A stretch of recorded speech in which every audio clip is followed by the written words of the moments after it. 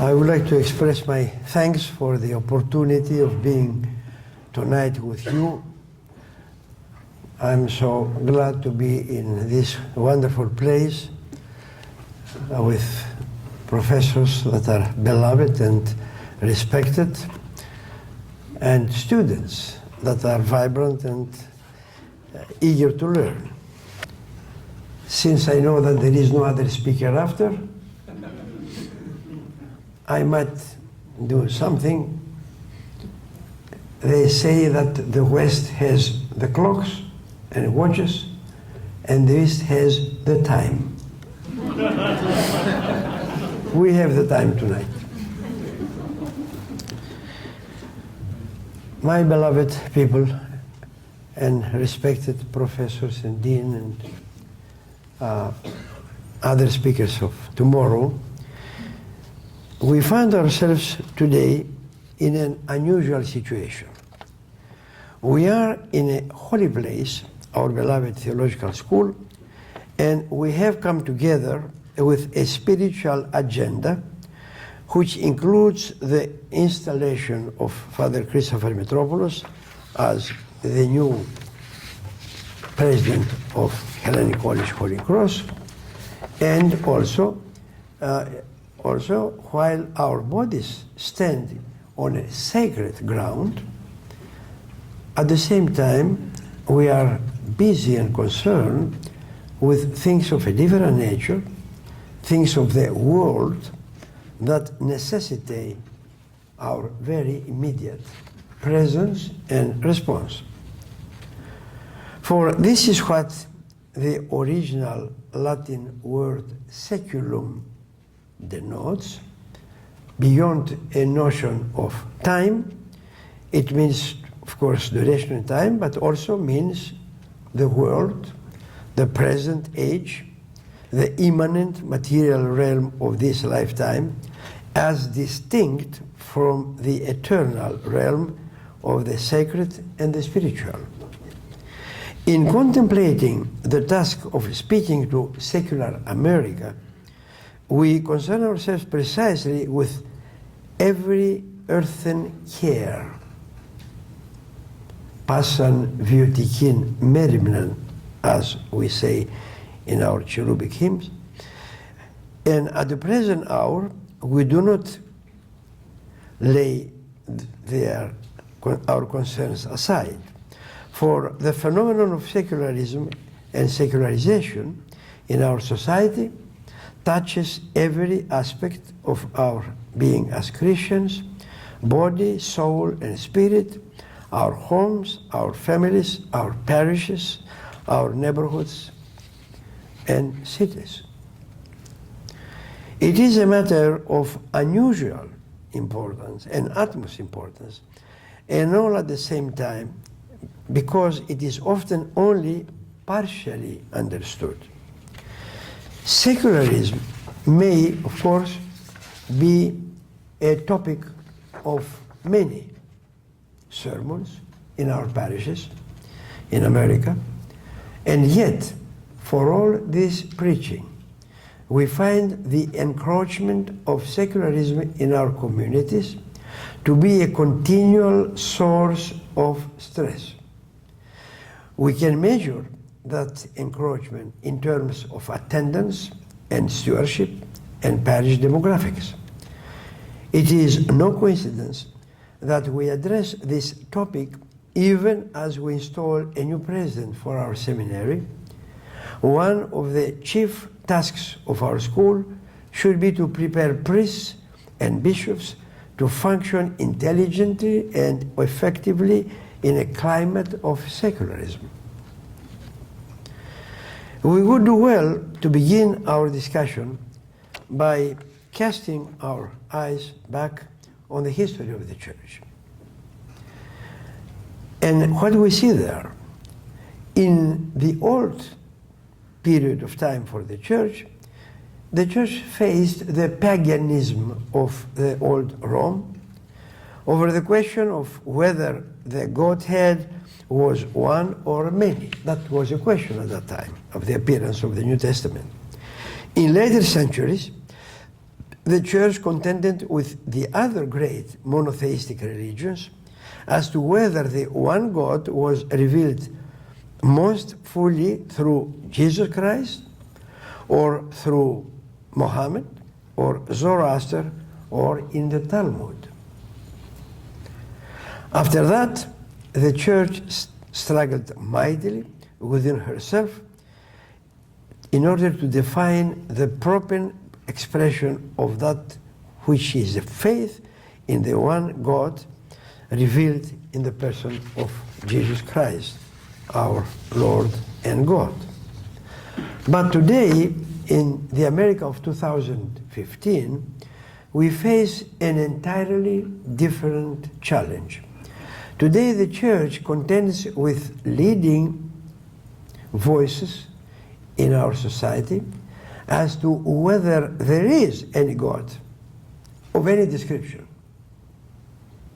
whether Jesus Christ ever even existed in the way described in the Gospels, and whether there is any place in our society for any religion or faith at all, aside from a trust in science and psychology and technology and statistics.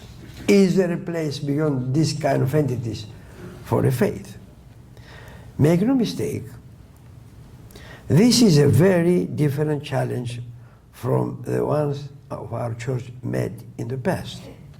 It is a challenge that will demand our approaches, new strategies, and new voices from within our midst. It would nonetheless be interesting to say that this is a challenge that has not been anticipated. It has been anticipated. Back in his earthly ministry, the Lord Jesus Christ spoke of a time of his return, and he offered this sentence in the original: Άρα ο Υιός του ανθρώπου ελθόν ευρύσει την πίστην επί της γης. Nevertheless, when the Son of Man comes, will he find faith on earth? That's an ultimate condition. The disappearance of faith, total disappearance. And he said that. With this saying, the Lord simply looks beyond secularism, beyond the marginalization of theology, beyond even the persecution of religion. He looks even beyond hypothetically conditions like a total eclipse of faith. As we frame our discussion of speaking to secular America, we must therefore keep this eschatological frame of reference always in mind. There is nothing more than the eclipse, the total eclipse of faith. If we are aware of that, then anything else is much less, and anything else is much easier to cope with. And now let me present some points, some specific points related to our topic. I will mention briefly four points. First, secularism and secularization, basic definitions and concept. First, as we begin our consideration of secularism and secularization, we should be careful to use these terms precisely and consistently. They are not interchangeable, secularism and secularization, as often people think about. The word secularism was first coined in 1853 by George James Holyoake, a British rationalist and socialist.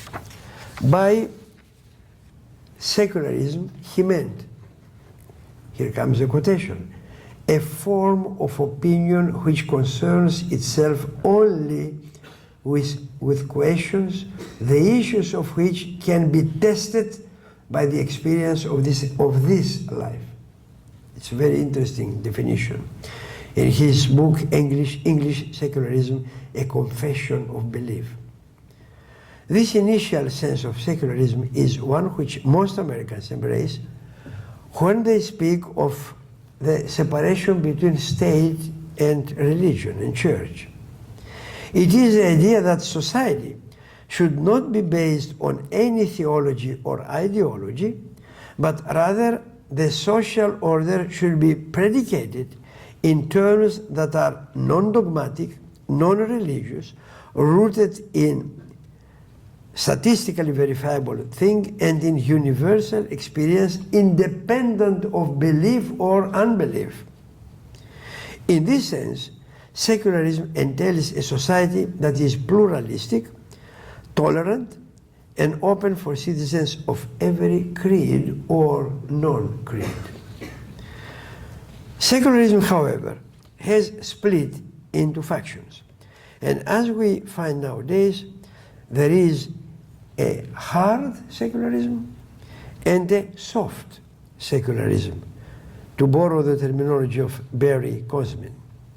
Soft secularism takes a relativistic view of truth and meaning, and so allows for almost all types of faith or non-faith.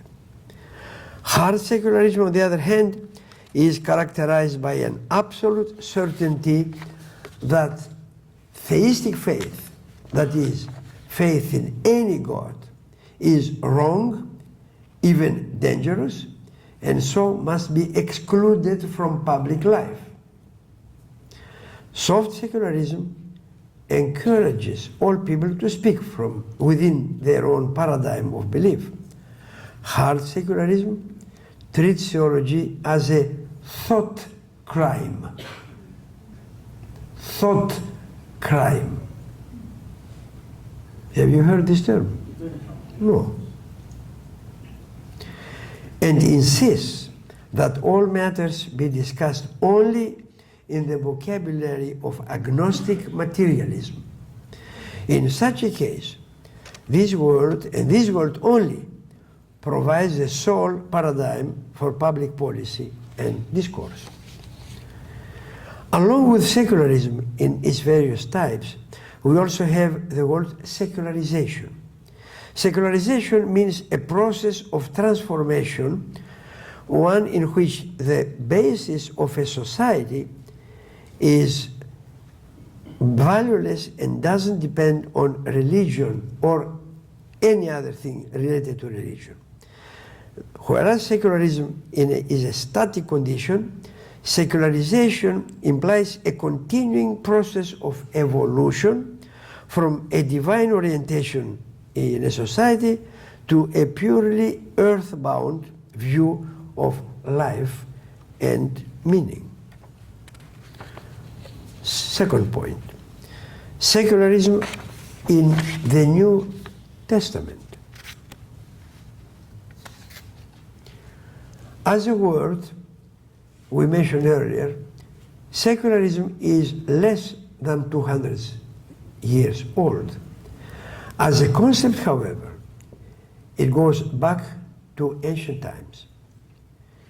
The Latin root word seculum, from which secularism is formed, corresponds to the Hebrew word olam and to the Greek word eon,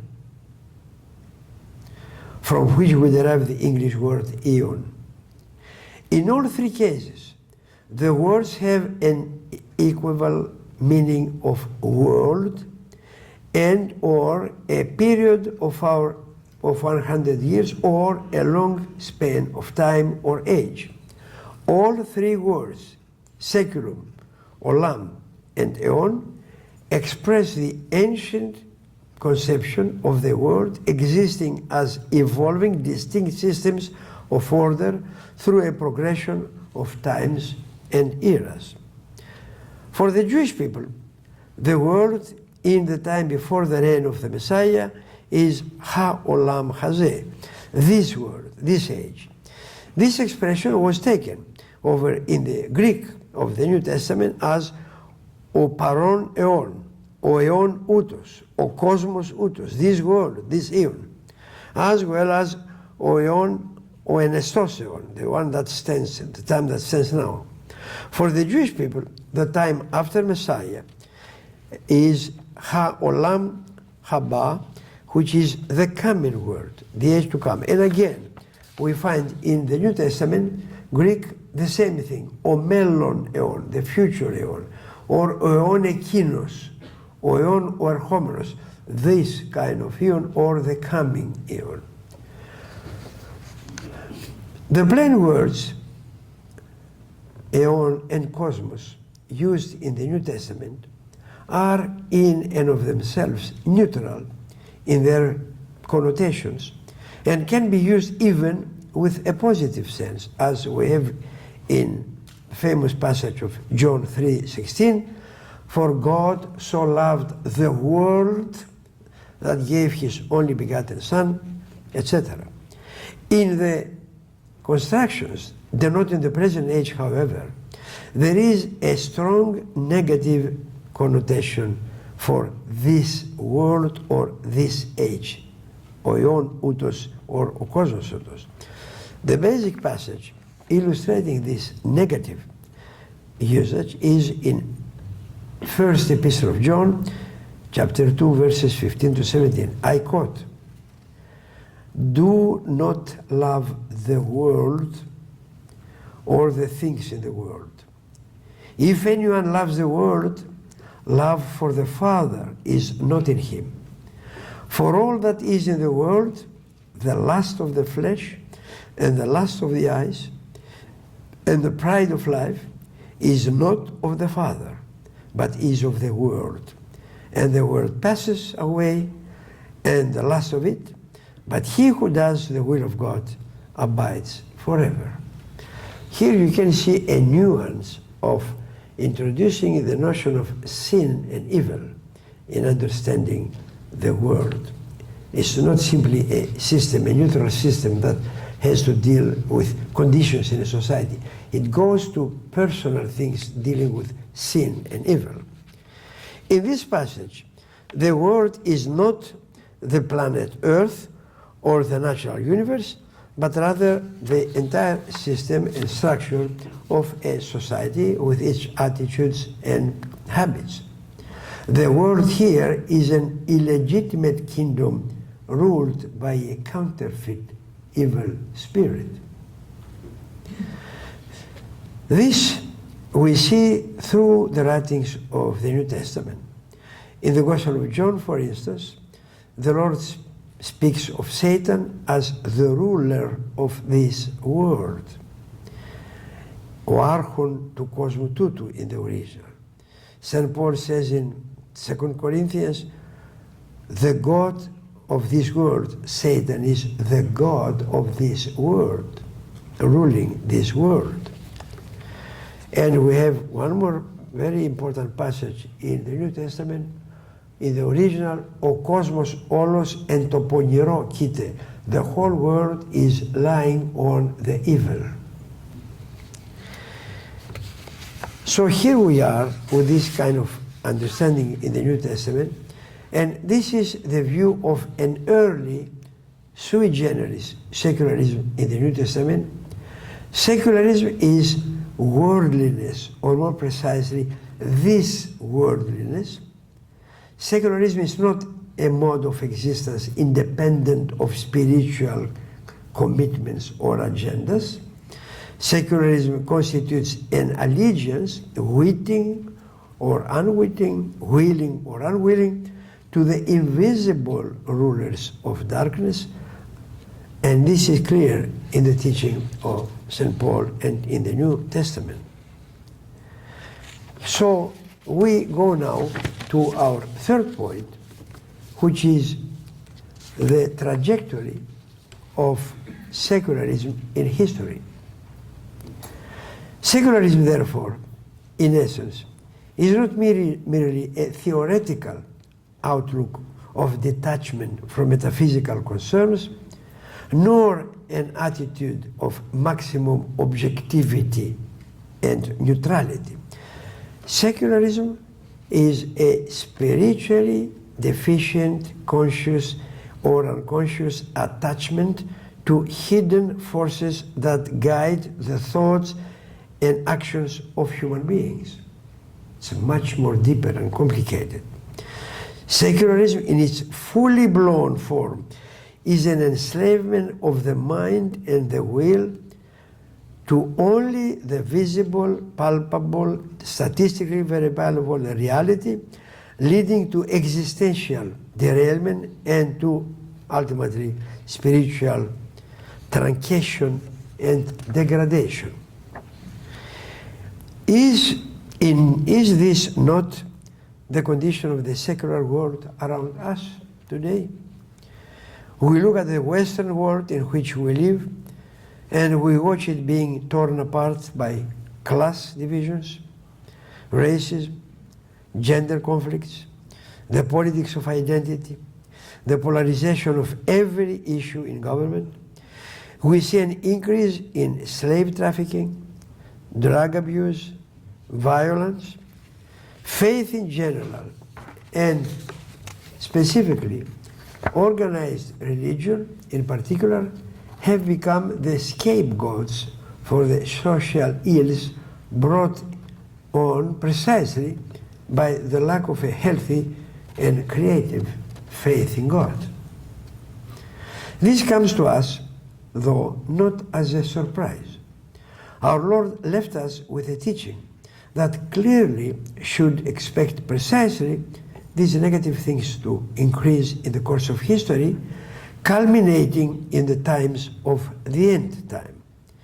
We find this important teaching in the Gospel of Matthew in the famous Olivet Discourse.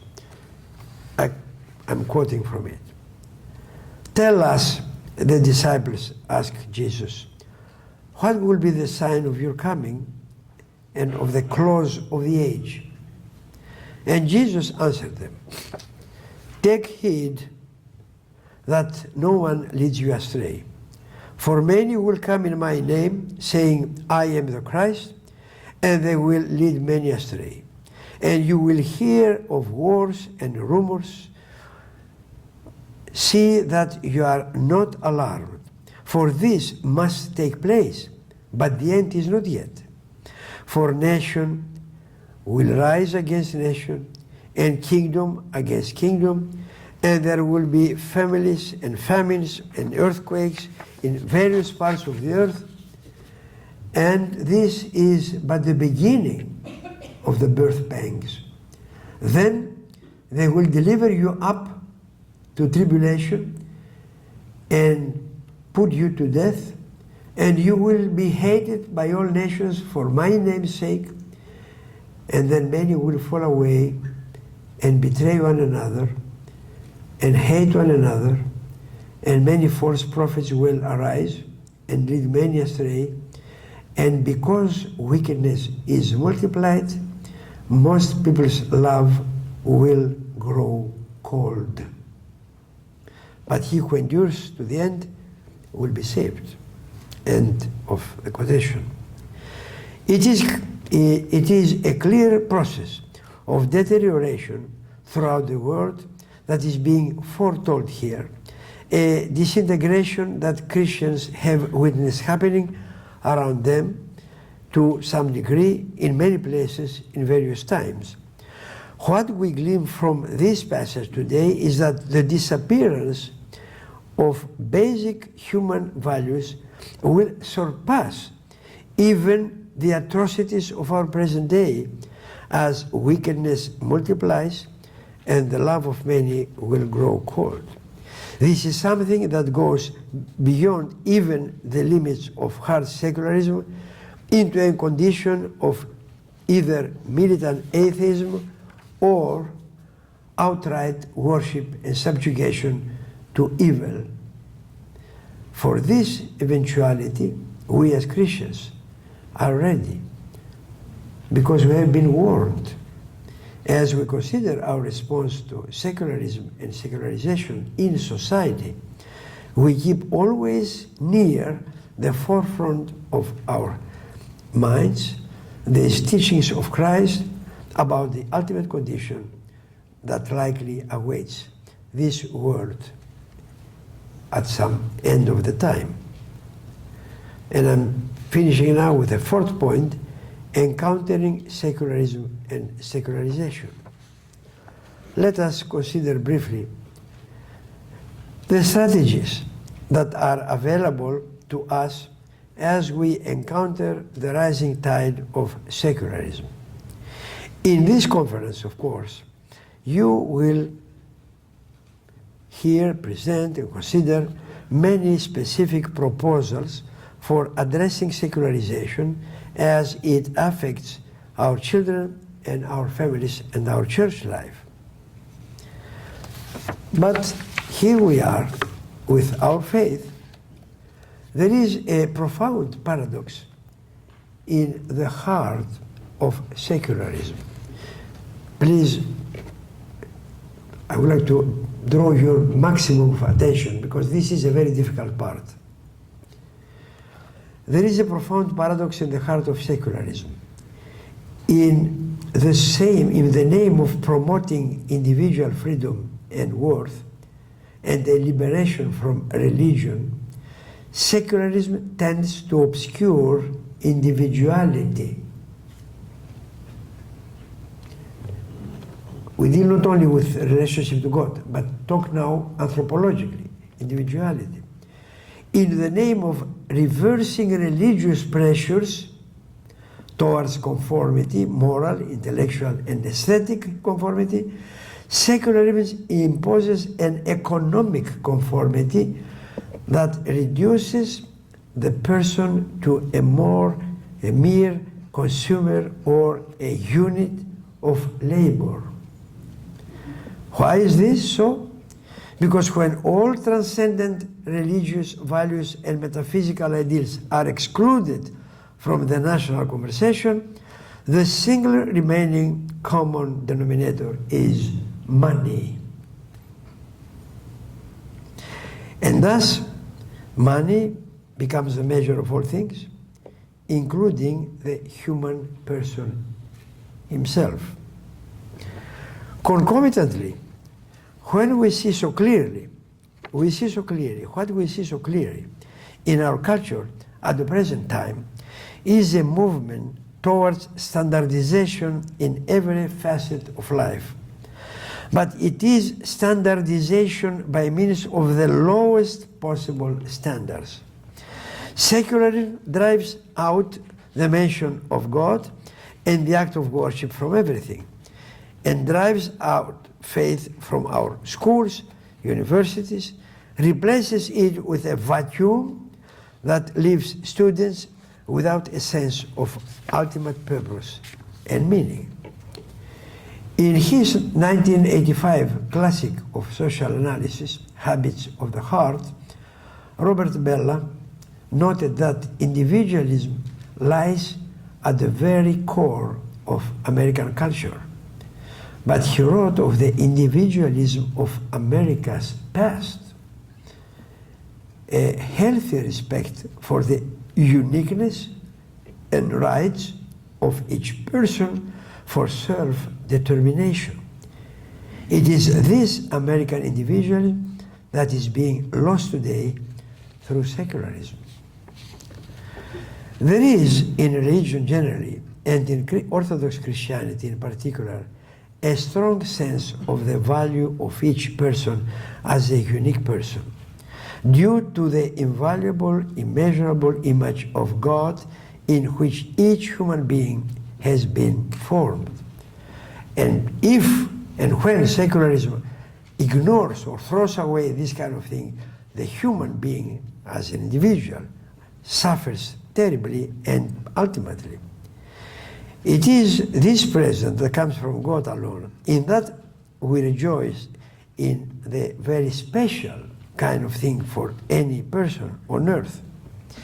If the love of many is growing cold, as we heard by the mouth of the Lord, it is because they choose no longer to see the image of God in themselves and in others.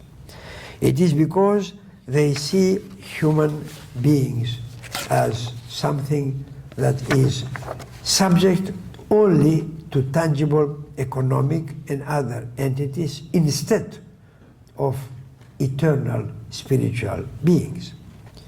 What we as Orthodox Christians can offer to our secular world is a return to the healthy individuality of our faith, where every child of God is greeted by name at the chalice. As Metropolitan John Zizioulas of Pergamon has written in his book, Being as Communion, and I quote, "Uniqueness is something absolute for the person.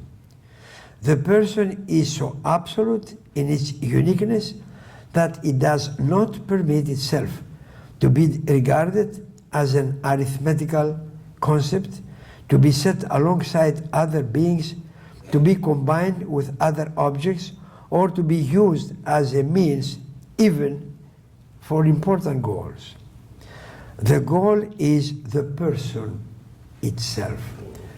And this goal is sustained and established only with a faith to God, which then is foreign to secularism."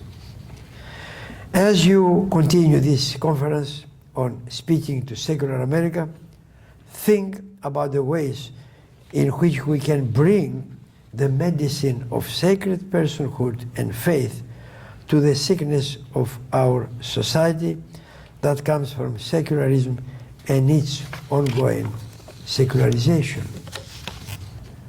Think of the tremendous possibility given to us to reveal the world of God, to offer a salvific liberation from the enslavement to the limited, stifling world of the secularism. The door for action is open for us by God. And as Jesus Christ says, "Behold, I open a door for you. No one can close it." Thank you.